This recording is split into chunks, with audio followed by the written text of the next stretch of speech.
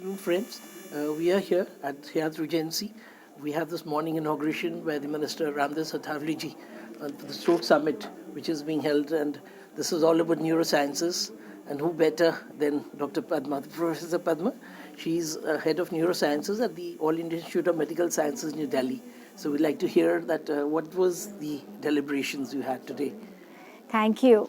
So today is a stroke summit, and to me, I think it is clearly the order of the day, because if you're aware, I'm sure you're aware of the 2017 publication in Lancet Neurology, which is by the Indian Council of Medical Research, Ministry of Health, the Public Health Foundation of India, and the Health Metrics Washington DC. Yes. And that's a state-wise disease burden, which has been an update from what's happened in 1990 to 2016. The entire Whopping change. There's a sea change. So we always talked about infections, potable water, and now of course the buzzword is air pollution. Besides that, maternal child health, your malaria, infections, and so on and so forth. And the non-communicable disorders as a group, yes, were those which were always relegated to, they are happening in the westernized developed world. okay, not here. And now, It's what's here. happened? We are the diabetes capital, there do be distinction, and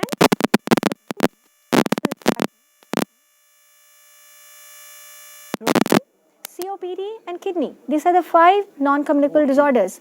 But in that list, stroke is number 2. It's number 2. When you look at the whole country, All right. and you're looking at just the Northeast, Yes. the 7 states, stroke is number 1. Number 1. Did you know that? No, I Did you know that? I So was even not working in stroke and Yes. being in the stroke field, it was an eye-opener. I knew stroke is, we are heading towards a stroke epidemic. We have, figures like 1 stroke every 20 seconds, 1 stroke death every 2 minutes. You have this humongous numbers and staggering statistics. But I never realized that a significant part of our own country is grappling with the main cause of death being stroke. Stroke, right.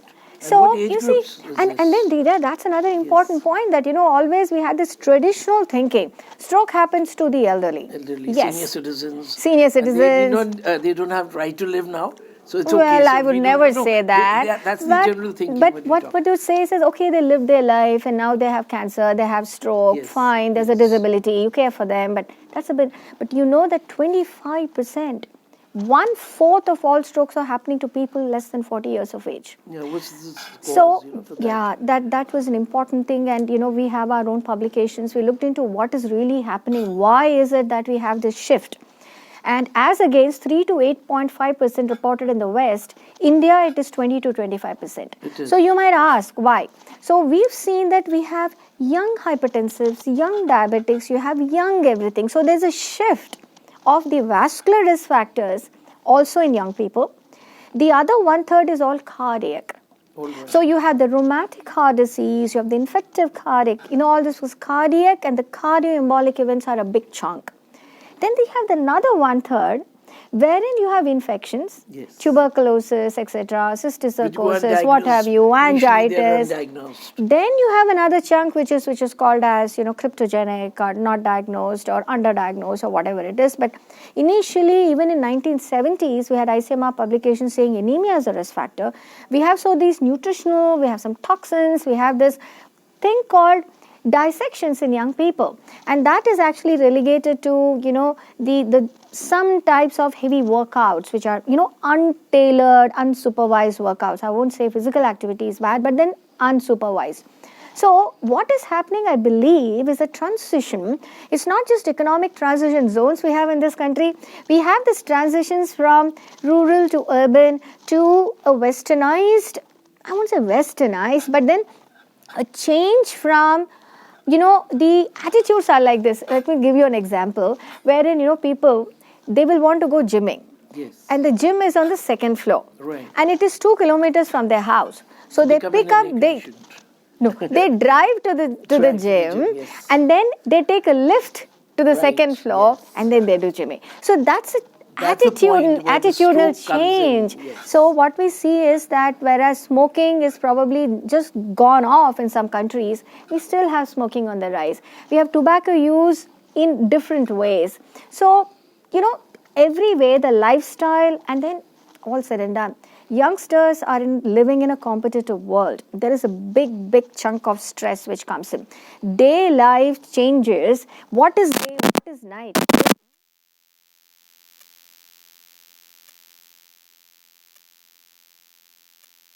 Meeting deadlines. If you're prioritizing health, you're out of a rat race. All those things do take a toll. Great answers, but these may be some of the reasons why we have this shift towards the young people. So when we talk of stroke, so like what you told us, so we understand that it could happen to any person, any child, even it's happening. Yeah, pediatric strokes, but the pediatric strokes are a little different. Okay. What I would are they stress in the hospital? Means when the child is born. Yes, it could be infantile, neonate. There are children also, where there are largely, the inborn errors of metabolism. There are several other things this is a small chunk. What I would stress is young people. Young people. Because the young BP, young diabetics, young people who are exposed to stress, that and lifestyle. I think that is where you need to. So how do we take care of this? How do we prevent?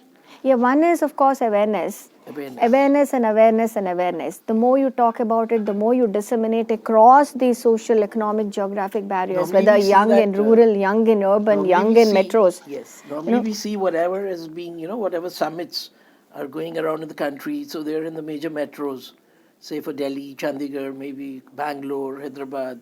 So the rural population, What we've been doing about that is also dissemination. There's science and technology forums from Department of Science and Technology. So we've done this awareness issues even in outreach areas in Himachal, in Ladakh.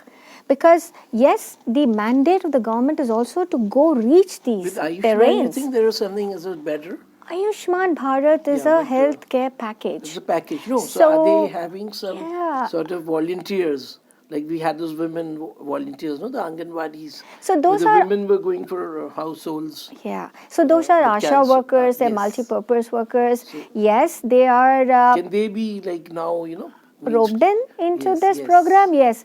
In non-communicable disorders, the role of an ASHA worker would be mostly preventive and picking up the risk factors and able to manage them. All right. That would be her prime thing. Yes. But as a corollary, they're also looking at heart and brain and, say everything. But then you must also realize you cannot burden one healthcare delivery person because she's close to the community. Yes. I think the whole system has to be robust and empowered. Right. What the system is looking at is just not taking medical personnel. You're also looking at personnel who are empowered because of the knowledge. So starting from, say, school education to college, to healthcare workers who are beyond medicine, like paramedical, and also integrate our systems. Not just allopathy, you also have yoga coming in, you have Ayurveda coming in, you have Unani coming in. Yes. Whatever. In Ladakh, we had Amchi people. Okay. Because they are acceptable to the community. Now, I go and tell them, look, don't smoke. They'll listen here, they'll take it out here. You get an Amchi doctor telling them that, they will listen. They listen, yes. So so you need to integrate people who will make a difference. The influencers. So there are no egos. There is nothing. We are all in one goal. Make India stroke ready. And my goal, make India stroke free. It's ambitious. Yes. But unless you have that ambition, where do you start? Where do you start? Isn't it? That's the main point. Another thing is which comes into the mind when we're talking of stroke. So it's they say that the person, either he's given immediate some sort of medical assistance at home, or he himself, he is suffering, he's getting a stroke, then he himself can try to, stand against a chair and breathe in, breathe out. Will he be able to do that? See, that is okay for a heart. All right, yes. But for a stroke, it's essential that heart attack, you have a timeline, say 6 hours. Yes. So you have a brain which is 4.5 hours. So even the timelines are even more narrower. And in a brain attack, essentially the challenge is pick it up, run. Okay. There's nothing that you can actually do at home. So we need more of. So you need that awareness and a channel wherein you're going to a system which is stroke ready. Yes. So you get into a channel which is not stroke ready, you're wasting time. So we need more ambulances. So one is not just an ambulance, but the ambulance has to be empowered with the knowledge to have that stroke map with them. So how do we So we have to How develop are the we going stroke to- maps. How are we Yes. going to reach that level, So where people are... yes, exactly. So the stroke maps are being developed. Stroke apps in the process of which would get those maps ready are being developed. So I would say the whole thing is a work in progress. But what I would be, I'm saddened by that fact that we haven't made huge strides, but I'm also happy by the fact that it is a work in progress. Okay. So once there is an initiative and there is this real heartfelt desire to do so, I'm very hopeful it will be Yes, done. sure. There may not be, I don't know, Yeah. I'll No, be I'm there like, alive to see the whole stroke program up and running and India being, stroke ready and stroke free. But then we all have a role. You need have a brand role. We have a role, true. Yes. And we need some brand ambassadors, I believe. And the stroke champions. Stroke champions, yes. Who Yes. advocate that cause at every nook and corner of the country. Yes, advocate. So we need advocacy. Yes. We need policy decisions. We need prioritization by the government level, because government pushes, it will happen. Right. And even at at a lower level, you need audit of performance measures. So there's no point pushing in money. You need audit of what's happened to that. Yeah, so how are we going to So do that? that if we it's just, like it can happen. In fact, can for happen? stroke care pathways, these audits have been done across the world. We can take in those ones which have already have a validation done All right. and tweak it to our systems, and we can get that. Great, wonderful. So, thanks. And we'll just lastly, this conference, the summit, So, what's going to be the key takeaway? What you're looking? What's your dream? That how it's going to be? I believe that at least by this summit, maybe there will be some kind of a position paper. And more importantly, maybe if we're taking this, we can, start or continue the dialogue. Continue dialogue with people we've already established it in the, the echelons of policy, deliverance, enactment, and government action. The other is initiate dialogue in the sections where it has not been addressed yet. So we feel, I believe we should be able to do so that. I think who better than our health minister? You will Dr. really do Harshvardhan. So we could hope that means that all your I hope so papers. too. And since he is from the medical fraternity, so Yeah. he would understand. I'm and very hopeful understand it'll happen. everything, Yeah. and he could have those warriors out in place. Yes. So that in 2025, I can lead the warriors. You can lead I the can be warriors, the. yeah. I So can be we'll- what the grandmother warrior. You said can you're be the that. grandmother. So we'll like to, through this video, we'll give the message across, and wish you all the best for the summit. Thank you so much. And Thank you. see you again, ma'am. Thank Thanks you. so much. Thank